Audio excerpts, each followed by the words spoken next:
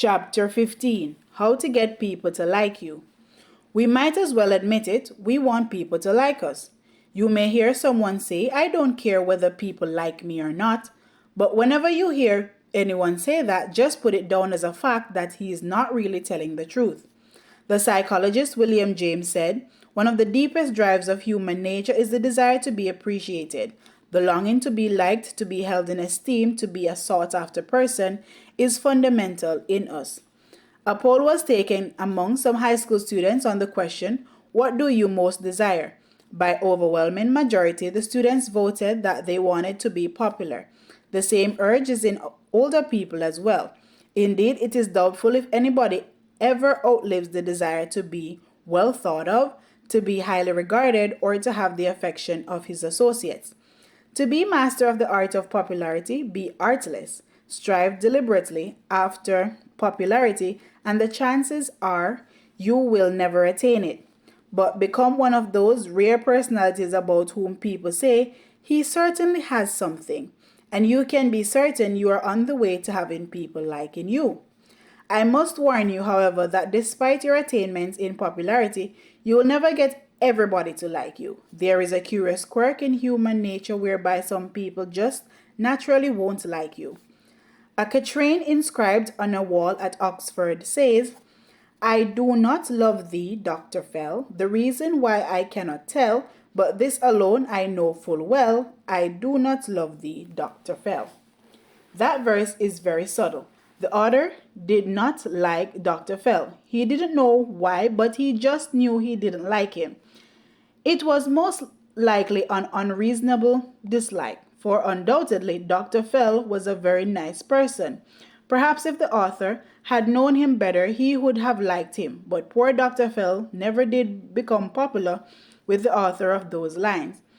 It may have been due simply to a lack of reapproachment, that baffling mechanism by which we either do or do not click with certain people. Even the Bible recognizes this unhappy fact that human nature, for it says, if it is possible, as much as lieth in you, live peaceably with all men. Romans 12 verse 18. The Bible is a very realistic book and it knows people, their infinite possibilities, as well as their imperfections. The Bible advised the disciples that if they went into a village and after trying their best to get along with people, still couldn't do so, they were to shake off the very dust of the village from their feet. That is, and whosoever will not receive you, when ye go out of that city, shake off the very dust from your feet for a testimony against them. Luke 9 verse 5. This is all by way of saying that you will be wise if you do not let it too seriously affect you, if you do not achieve perfect popularity with everyone. However, there are certain formulas and procedures which, if followed faithfully, can make you a person whom other people like. You can enjoy satisfactory personal relationships even if you are a difficult person or by nature shy and retiring, even unsocial. You can make of yourself one who enjoys easy, normal, natural, and pleasing relationships with others. I cannot urge you too strongly to consider the importance of this subject and to give time and attention to its mastery, for you will never be fully happy or successful until you do. Failure in this capacity will adversely affect you psychologically. To be liked is of profounder importance than mere ego satisfaction. As necessary as that is to your success in life, normal and satisfactory personal relations are even more important. The feeling of not being wanted or needed is one of the most devastating of all human reactions. To the degree to which you are sought after or needed by other people, will you become a fully released person. The lone wolf, the isolated personality, the retiring individual, these people suffer a misery which is difficult to describe. In self-defense, they retire even further within themselves. Their ingrowing introverted nature is denied the normal development which the outgoing self-giving person experiences. Unless the personality is drawn out of itself and can be of value to someone, it may sicken and die. The feeling of not being wanted or needed produces frustration, aging, illness. If you have a feeling of uselessness, if nobody needs or wants you, you really ought to do something about it. It is not only a pathetic way to live, but it is serious psychologically. Those who deal with the problems of human nature constantly encounter this problem and its unfortunate results. For example, at a Rotary Club luncheon in a certain city, two physicians were at a table. One an elderly man who had been retired for several years, the other the most popular young doctor in town. The young doctor, looking frazzled, dashed in late and slumped down with a very weary sigh. If only the telephone would stop ringing, he complained. I can't get anywhere because people call me all the time. I wish I could put a silence on that telephone. The old doctor spoke up quietly. I know how you feel, Jim, he said. I used to feel that way myself. But be thankful the telephone does ring. Be glad people want and need you. Then he added pathetically, nobody ever calls me anymore. I would like to hear the telephone ring again. Nobody wants me and nobody needs me. I'm a has-been. All of us at the table, who sometimes feel a bit worn by numerous activities, did a lot of thinking as we listened to the old doctor. A middle-aged woman complained to me that she didn't feel well. She was dissatisfied and unhappy. My husband is dead. The children are grown and there is no place for me anymore. People treat me kindly, but they are indifferent. Everyone has his own interest and nobody needs me. Nobody wants me. I wonder, could that be a reason I do not feel well? She asked. Indeed, that could be very likely an important reason. In a business office, the founder of the firm, just past 70, was walking restlessly and aimlessly around. He talked with me while his son, present head of the business, whom I had come to see, was on the telephone. The older man said gloomily, why don't you write a book on how to retire? That is what I need to know. I thought it was going to be wonderful to give up the burdens of job. He continued, but now I find that nobody is interested in anything I say. I used to think I was a popular fellow, but now when I come down here and sit around the office, everyone says hello, then they forget me. I might as well stay away altogether for all they care. My son is running the business and he is doing a good job of it, but he concluded pathetically, I'd like to think they needed me a little bit. These people are suffering one of the most pathetic and unhappy experiences in this life. Their basic desire is to be sought after and their desire is not being satisfied. They want people to appreciate them. The personality longs for esteem, but it isn't only in retirement that this situation develops. A girl of 21 told me that she had been unwanted ever since birth. Someone had given her the notion she was an unwanted child. This serious idea had sunk into her subconscious, giving her a profound sense of inferiority and self-depreciation. It made her shy and backward, causing her to retreat into herself. She became lonely and unhappy and was in fact an underdeveloped personality. The cure for her condition was to revamp her life spiritually, especially her thinking, which process in time made her a well-liked person by setting her personality free of herself. Countless other people, not particularly victims of deep, unconscious psychological conflicts, have never mastered the knack of being popular. They try hard enough. They even go to extremes, often acting in a manner they do not really enjoy, but which they employ only because of their intense desire to have people like them. Everywhere today we see people putting on an act because of their inordinate desire for popularity in the superficial sense in which the word is often used in modern society. The fact is that popularity can be attained by a few simple, natural, normal, and easily mastered techniques. Practice them diligently and you can become a well-liked person. First, become a comfortable person, that is, one with whom people can associate without a sense of strain. Of some persons, it is said, you can never quite get next to him. There is always a barrier that you can't get over. A comfortable person is easygoing and natural. He has a pleasant, kindly way about him.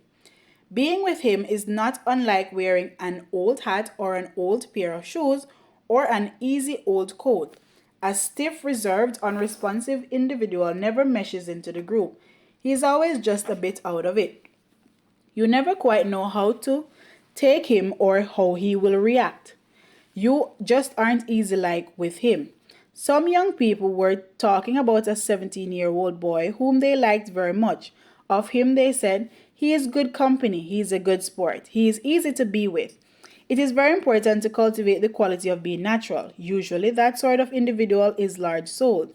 Little people who are much concerned about how you treat them, who are jealous of their place or position, who meticulously stand on their prerogatives, are stiff and easily offended.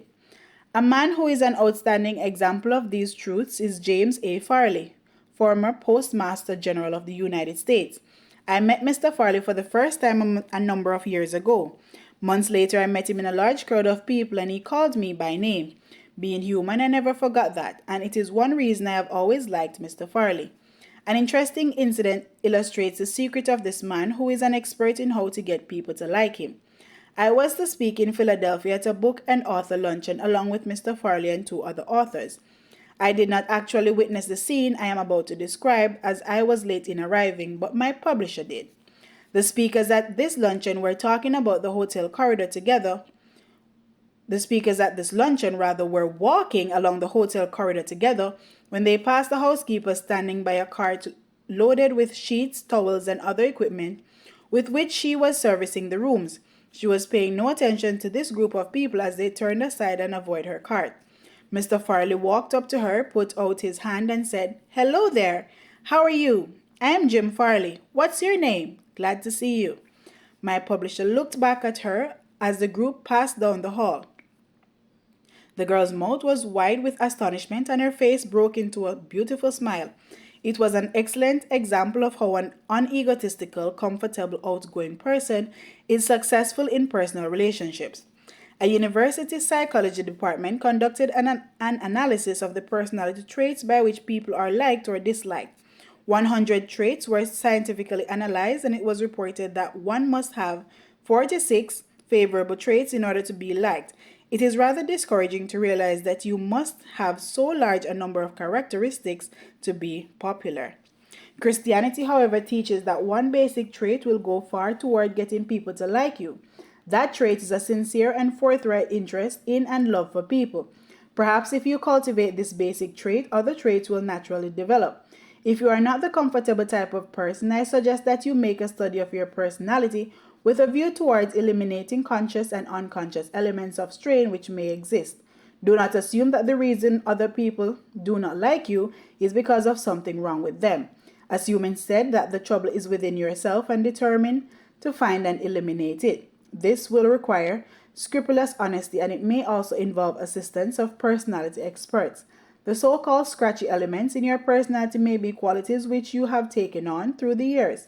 Perhaps they have been assumed defensively, or they may be the result of attitudes developed in your younger days. Regardless of origin, they can be eliminated by a scientific study of yourself and by your recognition of the necessity for change, followed by a process of personality rehabilitation. A man came to our clinic at the church seeking help in the problem of personal relationships. About 35 years of age, he was the type of person whom you would certainly look at twice, if not 3 times. He was splendidly proportioned and impressive. Superficially regarding him, it was surprising that people should not like him, but he proceeded to outline an unhappy and continuous set of circumstances and instances to illustrate his dismal failure in human relations. "I do my best," he explained. "I have tried to put into practice the rules I have been taught about getting along with people, but I get nowhere with the effort. People just don't like me, and what is more, I am aware of it." After talking with him, it was not difficult to understand the trouble. There was in his manner of speech a persistently critical attitude, thinly veiled but nonetheless apparent. He had an unattractive manner of pursing his lips, which indicated a kind of primness or reproof for everybody, as if he felt just a bit superior and disdainful toward other people. In fact, there was about him a noticeable attitude of superiority. He was very rigid, with no flexibility of personality. "Isn't there some way to change myself so that people will like me?" he demanded. "Isn't there some way I can stop unconsciously rubbing people the wrong way?" The young man was decidedly self-centered and egotistical. The person he really liked was himself. Every statement, every attitude was unconsciously measured in terms of how it reacted on himself. We had to teach him to love other people and to forget himself, which was, of course, a complete reversal of his development. It was vital, however, to the solution of his problem. I found that this young man was irritable with people and he pickled on them in his own mind. Though no outward conflicts with other persons developed, inwardly he was trying to make everybody over to suit himself. Unconsciously, people realized this, though perhaps they did not define the trouble. Barriers were erected in their mind towards him. Since he was being unpleasant to people in his thoughts, it followed that he was less than warm in his personal attitudes. He was polite enough and managed not to be boorish and unpleasant.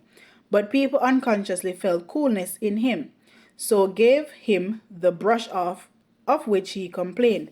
The reason they did so was because in his mind he had brushed them off. He liked himself too well, and to build up his self esteem, he disliked others. He was suffering from self love, a chief cure for which is the practice of love for others. He was bewildered and baffled when we outlined his difficulty, but he was sincere and meant business. He practiced the suggestive techniques for developing love of others in place of self love. It required some fundamental changes to accomplish this, but he succeeded in doing so. One method suggested was that at night before retiring, he make a list of persons he had met during the day, as for example, the bus driver or the newsboy. He was to picture mentally each person whose name appeared on the list, and as he brought each face up before him, he was to think a kindly thought about that person. Then he was to pray for each one. He was to pray around his little world. Each of us has his own world, people with whom we do business or are associated in one way or another. For example, the first person outside the family whom this young man saw in the morning was the elevator man in his apartment house. He had not been in the habit of saying anything to him beyond a perfunctory and growled good morning. Now he took the time to have a little chat with the elevator man. He asked him about his family and about his interests. He found that the elevator operator had an interesting point of view and some experiences which were quite fascinating. He began to see new values in a person who to him previously had been a mechanical robot who ran the elevator up and down to his floor. He actually began to like the elevator operator and in turn the elevator man, who had formed a pretty accurate opinion of the young man, began to revise his views. They established a friendly relationship, so the process went from person to person. One day the young man said to me, "I have found that the world is filled with interesting people and I never realized it before." When he made that observation, he proved that he was losing himself, and when he did that, as the Bible so wisely tells us, he found himself. In losing himself, he found himself and lots of new friends besides. People learned to like him. Learning to pray for people was important in his rehabilitation, for when you pray for anyone, you tend to modify your personal attitude toward him. You lift the relationship thereby to a higher level. The best in the other person begins to flow out toward you as your best flows towards him. In the meeting of the best in each a higher unity of understanding is established. Essentially, getting people to like you is merely the other side of liking them. One of the most popular men who lived in the United States within the lifetime of most of us was Will Rogers. One of the most characteristic statements he ever made was, "I never met a man I didn't like." That may have been a slight exaggeration, but I am sure Will Rogers did not regard it as such. That is the way he felt about people, and as a result, people opened up to him like flowers to the sun. Sometimes the weak objection is offered that it is difficult to like some people. Granted, some people are by nature more likable than others. Nevertheless, a serious attempt to know any individual will reveal qualities within him that are admirable, even lovable. A man had the problem of conquering problems of irritation toward persons with whom he was associated. For some people, he had a very profound dislike.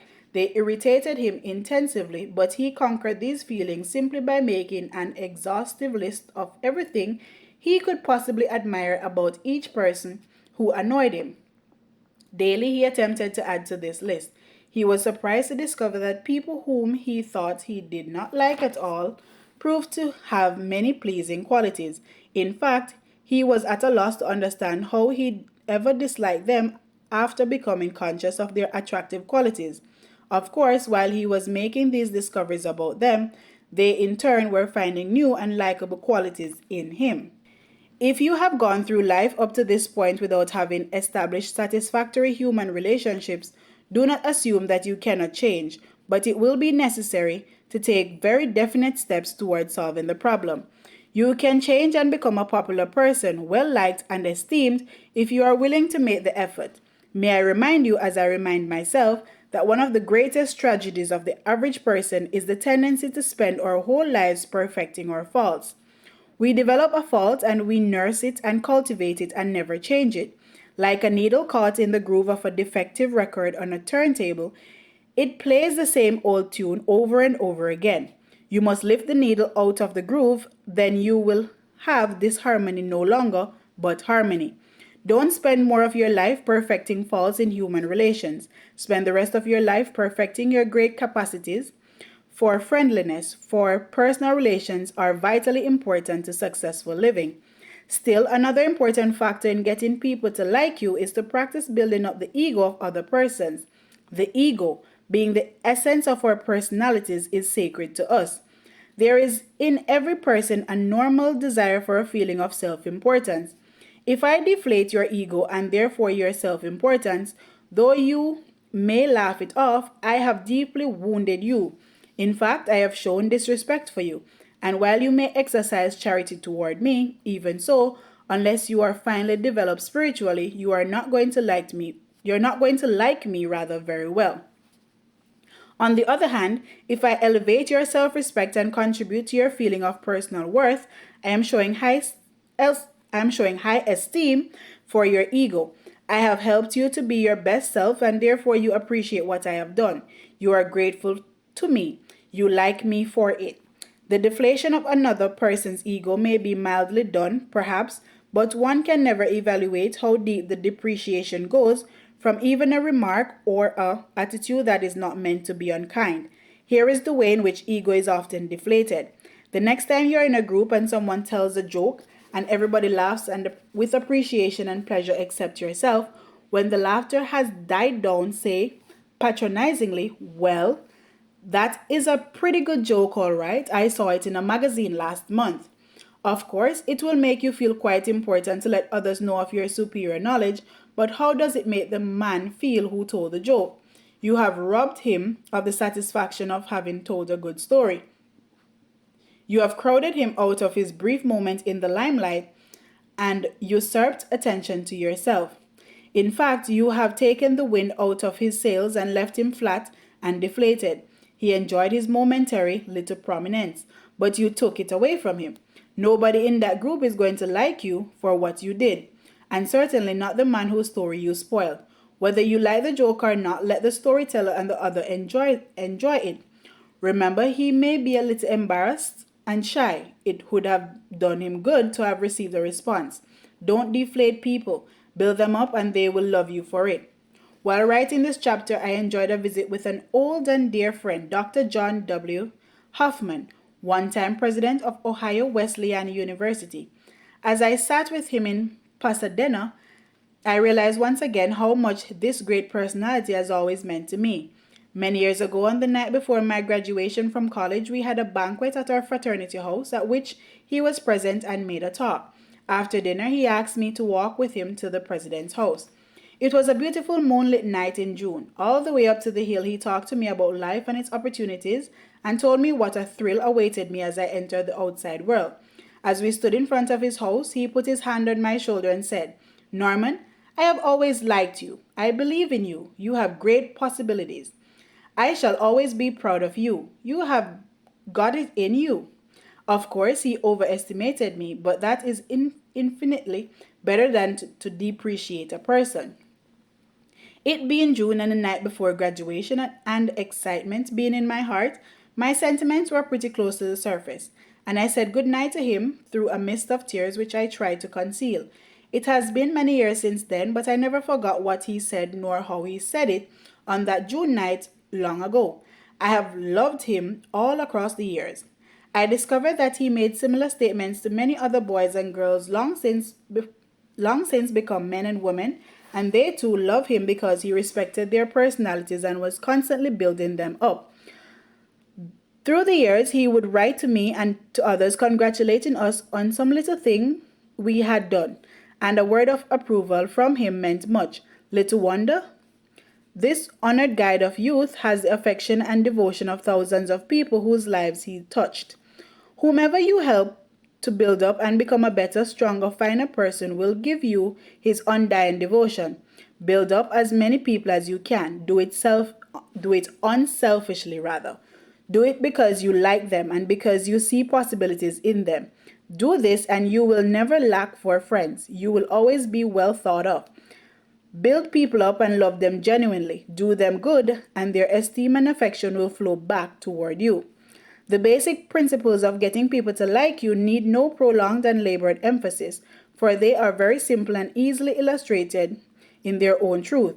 However, I list 10 practical rules for getting the esteem of others. The soundness of these principles have been demonstrated innumerable times.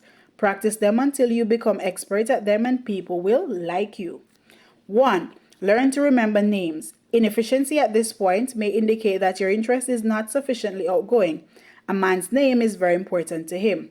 2. Be a comfortable person so there is no strain in being with you. That is, be an old shoe, old hat kind of individual. Be homey. 3. Acquire the quality of relaxed easygoingness so that things do not ruffle you. 4. Don't be egotistical. Guard against giving the impression that you know it all. Be natural and normally humble. 5. Cultivate the quality of being interesting so that people will want to be with you and get something of stimulating value from their association with you. 6. Study to get the scratchy elements out of your personality, even those of which you may be unconscious. 7. Sincerely attempt to heal, on an honest Christian basis, every misunderstanding you have had or know have. Drain off your grievances. 8. Practice liking people until you learn to do so genuinely. Remember what Will Rogers said, I never met a man I didn't like. Try to be that way. 9. Never miss an opportunity to say a word of congratulation upon anyone's achievement or express sympathy in sorrow or disappointment. 10. And final, get a deep spiritual experience so that you have something to give people that will help them to be stronger and meet life more effectively. Give strength to people and they will give affection to you. Chapter 16. Prescription for Heartache. Please give me a prescription for heartache. This curious and rather pathetic request was made by a man who had been informed by his doctor that the feelings of disability of which he complained were not of a physical nature. His trouble lay in an inability to rise above sorrow. He was suffering from an ache in his personality as a result of grief. His doctor advised him to secure spiritual consultation and treatment. So, continuing to use the terminology of medicine, he repeated his question. Is there a spiritual prescription which will reduce my constant inner suffering? I realize that sorrow comes to everyone and I should be able to meet it the same as others. I have tried my best but find no peace. Again he asked with a sad, slow smile. Give me a prescription for heartache. There is indeed a prescription for heartache. One element in the prescription is physical activity. The sufferer must avoid the temptation to sit and brood. A sensible program which substitutes physical activity for such fruitless brooding reduces the strain on the area of the mind where we reflect, philosophize, and suffer mental pain. Muscular activity utilizes another part of the brain and therefore shifts the strain and gives relief. An old country lawyer who had a sound philosophy and much wisdom told a sorrowing woman that the best medicine for a broken heart is to take a scrubbing brush and get down on your knees and go to work. The best medicine for a man, he declared, is to get an axe and chop wood until physically tired. While this is not guaranteed to be a complete cure for heartache, yet it does tend to mitigate such suffering. Whatever the character of your heart, one of the first steps is to resolve to escape from any defeatist situation which may have been created around yourself. even though it is difficult to do so, and return once again to the normal course of your life. Get back into the mainstream of life's activities. Take up your old associations, form new ones, get busy walking, riding, swimming, playing. That is, get the blood coursing through your system. Lose yourself in some worthwhile project. Fill your days with creative activity and emphasize the physical aspect of activity. Employ healthy mind relieving busyness, but be sure that it is of a worthwhile and constructive nature. Superficial escapism through feverish activity merely deadens pain temporarily and does not heal, as for example, parties and drinking. An excellent and normal release from heartache is to give way to grief. There is a foolish point of view current today that one should not show grief, that it is not proper to cry or express oneself through the natural mechanism of tears and sobbing. This is a denial of the law of nature. It is natural to cry when pain or sorrow comes. It is a relief mechanism provided in the body by Almighty God and should be used. To restrain grief, to inhibit it, to bottle it up, is to fail to use one of God's means for eliminating the pressure of sorrow. Like every other function of the human body and nervous system, this must be controlled, but it should not be denied altogether. A good cry by either a man or a woman is actually a release rather from heartache. I should warn, however, that this mechanism should not be used unduly nor allowed to become a habitual process. Should that happen, it partakes of the nature of abnormal grief and could become a psychosis. Unrestraint of any kind should not be allowed. I receive many letters from people whose loved ones have died. They tell me that it is very difficult for them to go to the same places they were in the habit of frequenting together, or to be with the same people with whom they associated as a couple or as a family. Therefore, they avoid the old time places and friends. I regard this as a serious mistake. A secret of curing heartache is to be as normal and natural as possible. This does not imply disloyalty or indifference. This policy is important in avoiding a state of abnormal grief. Normal sorrow is a natural process, and its normality is evidenced by the ability of the individual to return to his usual pursuits and responsibilities and continue therein as formerly. The deeper remedy for heartache, of course, is the curative comfort supplied by trust in God. Inevitably, the basic prescription for heartache is to turn to God in an attitude of faith and empty the mind and heart to Him. Perseverance in the act of spiritual self emptying will finally bring healing to the broken heart. This generation, which has suffered fully as much, if not more, heartache than people in preceding eras, needs to relearn that which the wisest men of all time have known, namely, that there is no healing of the pain suffered by humanity except through the benign ministrations of faith. One of the greatest souls of the ages was Brother Lawrence, who said, "If in this life we would know the serene peace of paradise, we must school ourselves in familiar, humble, and loving converse with God.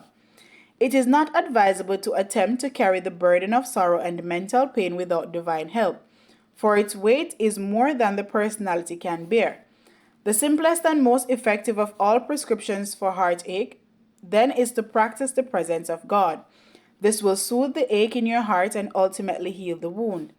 Men and women who have experienced great tragedy tells us that this prescription is effective. Another profoundly curative element in the prescription for heartache is to gain a sound and satisfying philosophy of life and death and deathlessness. For my part, when I gained the unshakable belief that there is no death, that all life is indivisible, that the here and hereafter are one, that time and eternity are inseparable, that this is one unobstructive universe, then I found the most satisfying and convincing philosophy of my entire life.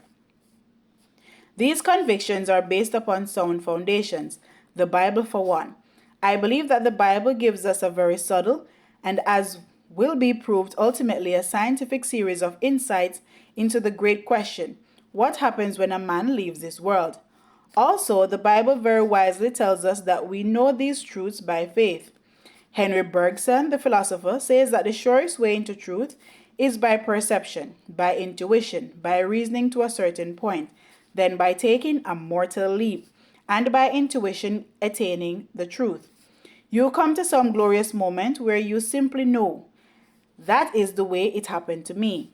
I am absolutely, wholeheartedly, and thoroughly convinced of the truth of which I write and have no doubt of it, even to an infinitesimal degree. I arrived at this positive faith gradually, yet there came one moment when I knew. This philosophy will not ward off the sorrow which comes when a loved one dies and physical, earthly separation ensues, but it will lift and dissipate grief. It will fill your mind with a deep understanding of the meaning of this inevitable circumstance, and it will give you a deep assurance that you have not lost your loved one. Live on this faith, and you will be at peace, and the ache will leave your heart.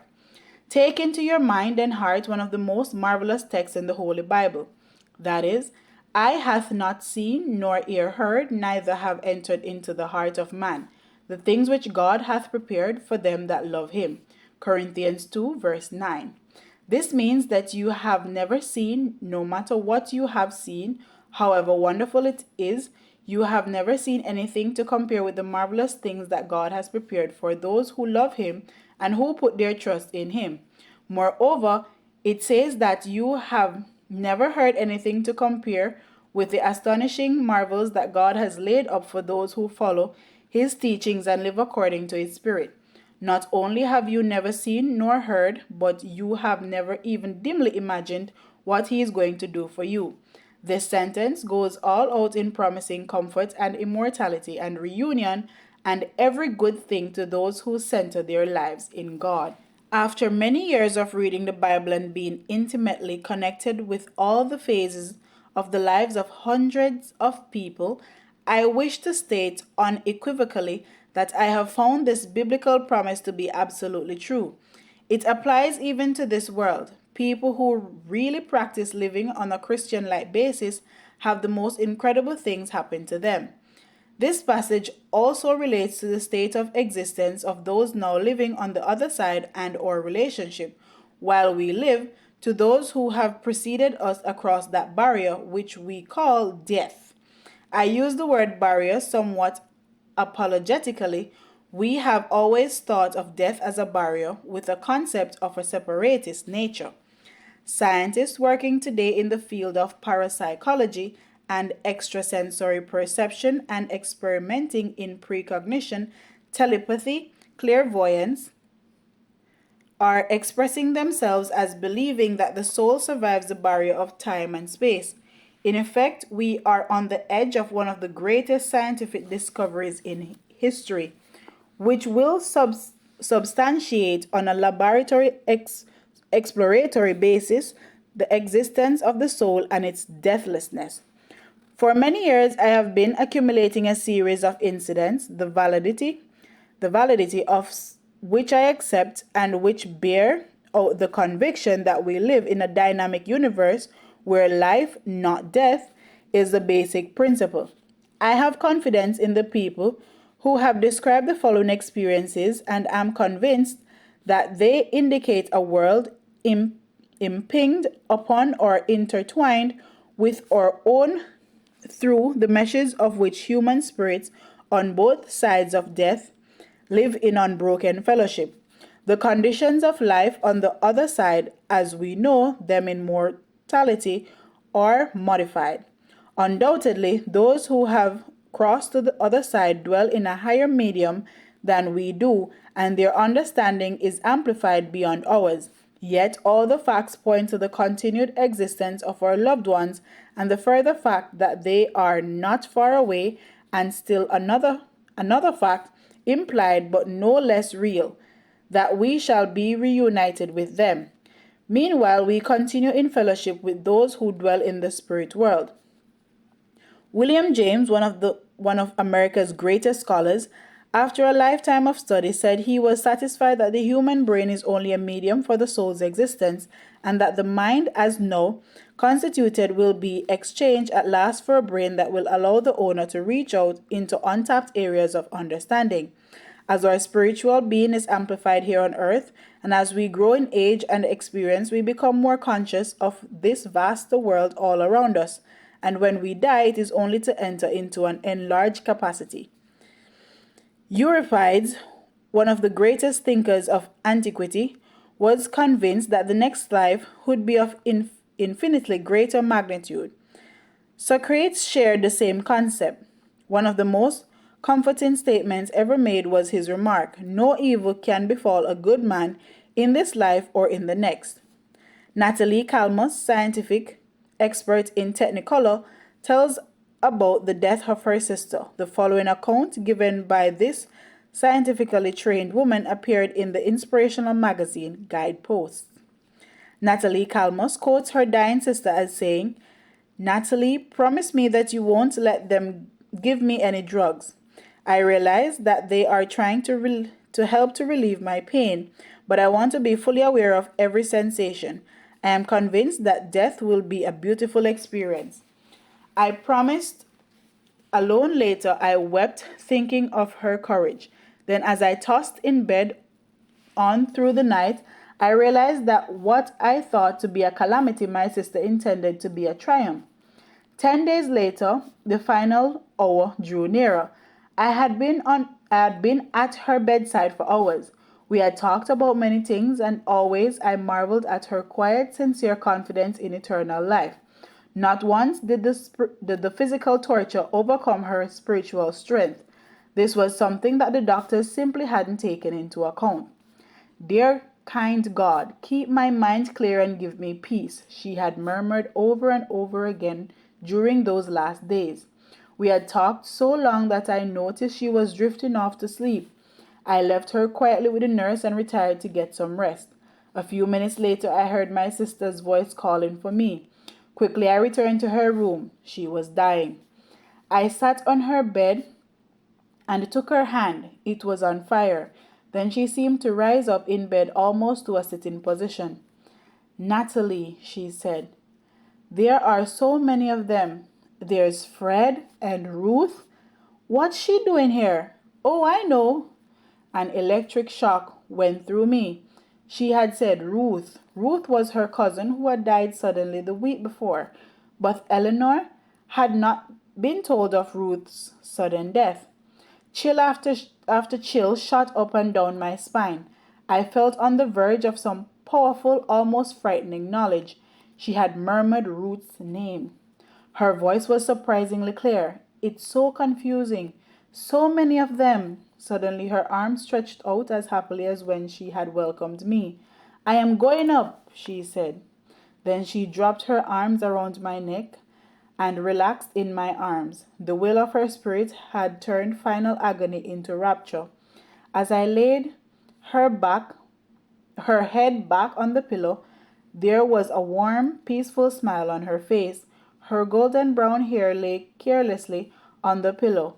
I took a white flower from the vase and placed it in her hair. With her petite, trim figure, her wavy hair, the white flower, and the soft smile, she looked once more and permanently just like a schoolgirl.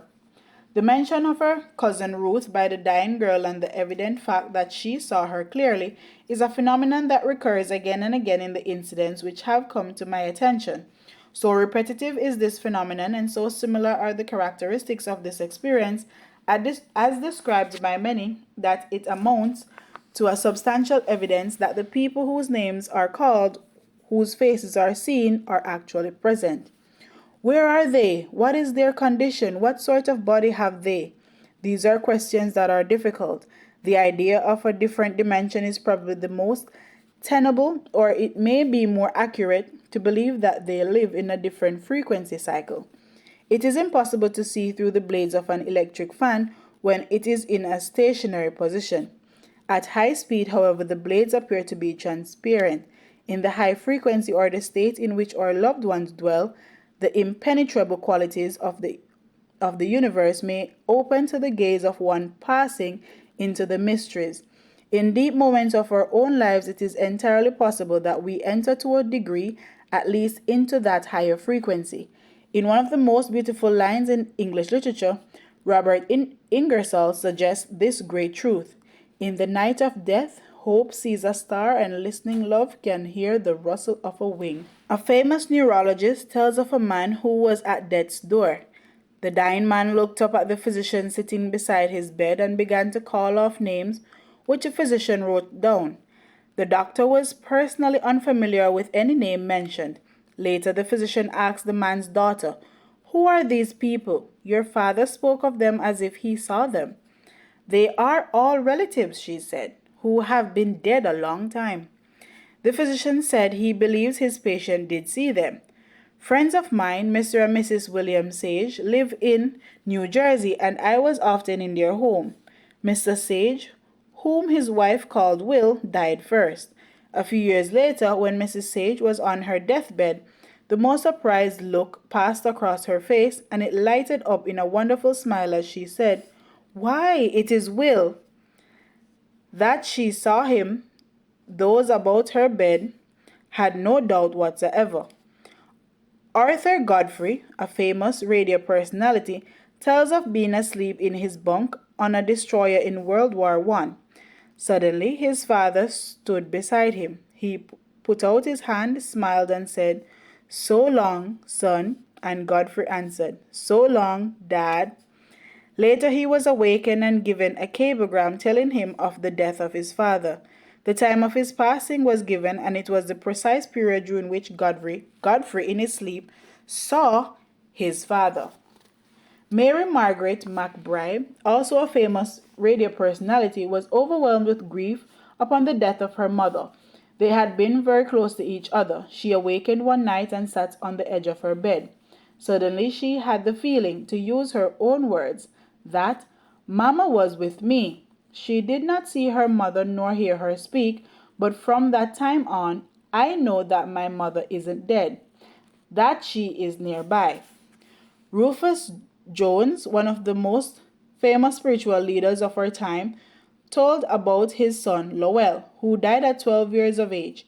He was the apple of his father's eye. The boy took sick when Dr. Jones was on the ocean bound for Europe. The night before entering Liverpool, while lying in his bunk, he experienced an inexplainable feeling of sadness. Then he said that he seemed to be enveloped in the arms of God. A great feeling of peace and a sense of a profound possession of his son came to him. Upon landing in Liverpool, he was advised that his son had died, his death occurring at the precise hour when Dr. Jones had felt a sense of God's presence and the everlasting nearness of his son. A member of my church, Mrs. Bryson Calt, told of an aunt whose husband and 3 children were burnt to death when their house was destroyed by fire. The aunt was badly burnt, but she lived for 3 years. When finally she lay dying, a radiance suddenly came over her face. "It is all so beautiful," she said.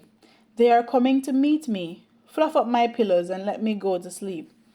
Mr. H. B. Clark, an old friend of mine, was for many years a construction engineer, his work taking him into all parts of the world. He was of a scientific turn of mind, a quiet restraint, factual, unemotional type of man. I was called one night by his physician, who said that he did not expect him to live but a few hours. His heart action was slow and the blood pressure was extraordinarily low. There was no reflex action at all. The doctor gave no hope. I began to pray for him as others did. The next day his eyes opened, and after a few days he recovered his speech. His heart action and blood pressure returned to normal. After he recovered strength, he said, "At some time during my illness, something very peculiar happened to me. I cannot explain it. It seemed that I was a long distance away. I was in the most beautiful and attractive place I have ever seen. There were lights all about me, beautiful lights. I saw faces dimly revealed. Kind faces they were. And I felt very peaceful and happy. In fact, I have never felt happier in my life." Then the thought came to me, I must be dying. Then it occurred to me, perhaps I have died. Then I almost laughed out loud and asked myself, why have I been afraid of death all my life? There is nothing to be afraid of in this. How did you feel about it? I asked. Did you want to come back to life? Did you want to live? For you were not dead, although the doctor felt that you were very close to death. Did you want to live? He smiled and said, It did not make the slightest difference. If anything, I think I would have preferred to stay in that beautiful place. Hallucination, a dream, a vision?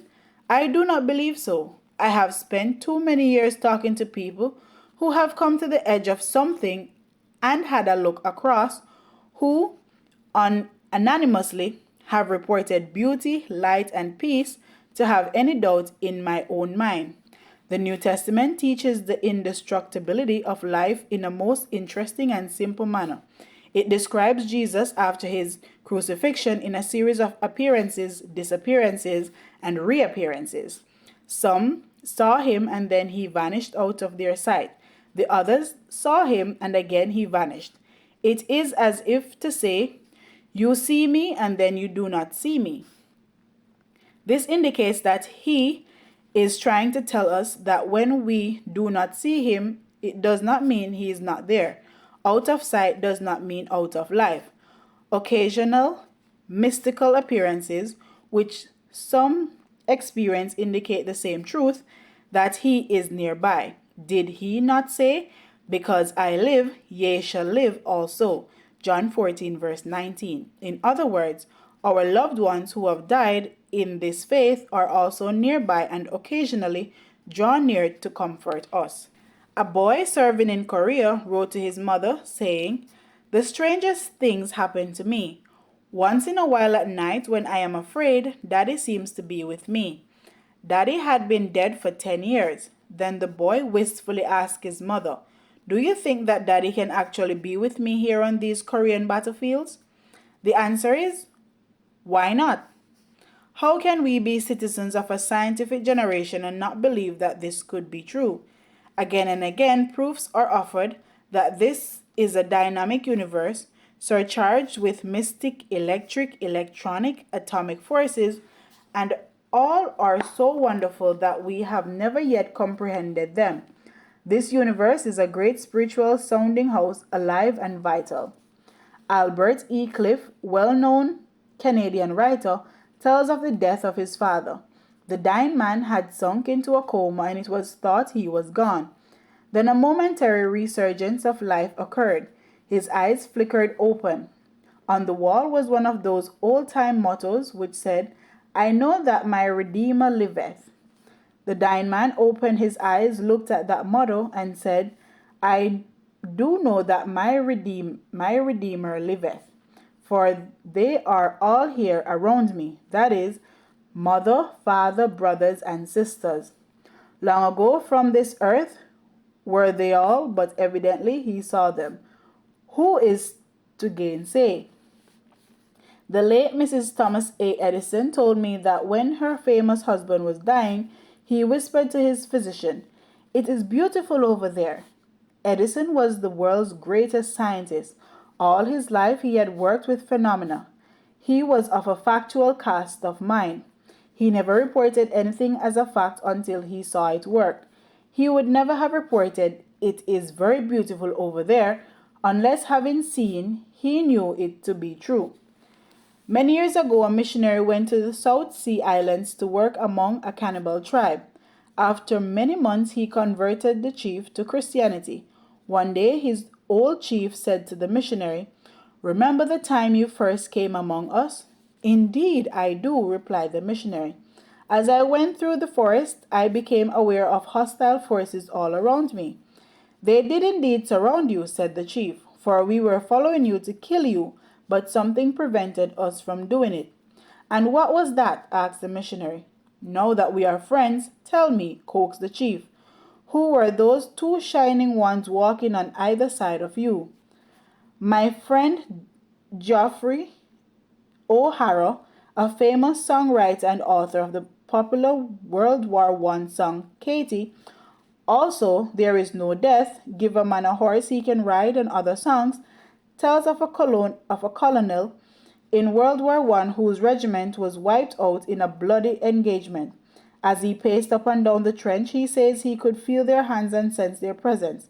He said to Geoffrey O'Hara, "I tell you there is no death." Mr. O'Hara wrote one of his greatest songs using that title, "There is no death." Of these deep and tender matters, I personally have no doubt whatsoever. I firmly believe in the continuation of life after that which we call death takes place. I believe there are two sides to the phenomenon known as death. This side where we now live, and the other side where we shall continue to live. Eternity does not start with death. We are in eternity now. We are citizens of eternity. We merely change the form of the experience called life, and that change, I am persuaded, is for the better. My mother was a great soul, and her influence on me will ever stand out in my life as an experience that cannot be surpassed. She was a wonderful conversationalist. Her mind was keen and alert. She traveled the world over and enjoyed wide contacts as a Christian leader in missionary causes.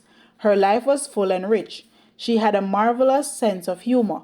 She was good company, and I always loved to be with her. She was considered by all who knew her an unusually fascinating and stimulating personality. During my adult years, whenever I had the opportunity, I would go home to see her. I always anticipated the arrival at the family home, for it was an exciting experience in which everyone talked at once as we sat around the breakfast table. What happy reunions! What glorious meetings! Then came her death, and we tenderly laid her body in the beautiful little cemetery at Lynchburg in southern Ohio, a town where she had lived as a girl. I was very sad the day we left her there and went away heavy-hearted. It was in the fullness of summertime when we took her home to her last resting place. It came autumn, and I felt that I wanted to be with my mother again. I was lonely without her, therefore I decided to go to Lynchburg. All night long on the train, I thought sadly of the happy days now gone and how things were utterly changed and would never be the same again. So I came to the little town. The weather was cold and the sky overcast as I walked to the cemetery. I pushed through the old iron gates, and my feet rustled in the leaves as I walked to her grave, where I sat sad and lonely. Of a sudden, the clouds parted and the sun came through. It lighted up the Ohio hills in gorgeous autumn colors, the hills where I grew up as a boy, which I have always loved so well, where she herself had played as a girl in the long ago. Then all of a sudden I seemed to hear her voice. No, I didn't actually hear her voice, but I seemed to. I am sure I heard it by the inward ear. The message was clear and distinct. It was stated in her beloved old-time tone, and that is what she said. "Why seek ye the living among the dead? I am not here.